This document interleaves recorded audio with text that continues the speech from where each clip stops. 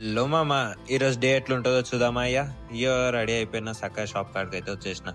ఈ షాప్ లో పనులు ఉండే ఇక చూసుకున్నా. ఇక అట్లా అట్లా వీడియో తీసుకొని కొంచెం వీడియో షూటింగ్ ఉండే.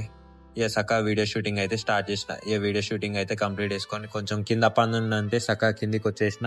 ఇక స్టిక్కరింగ్ పోతలేదు మామ. ఇక పెట్రోల్ తెచ్చి స్టిక్కరింగ్ అయితే ఎక్కేసినాం. ఇక లంచ్ టైం అయ్యేసరికి ఇక లంచ్ అయితే వేసేసినాం. మా అక్క అయితే అలిగింది. ఇక ఇట్లా అలిగింది అడిగితే చెప్తలేదు ఏమైందో అంటే. ఇక సక్క కిందికి వచ్చినాం. ఇక కస్టమర్స్ అయితే స్టార్ట్ అయిపోయారు. ఇక మొత్తం వర్క్ అయితే కంప్లీట్ అయిపోయింది.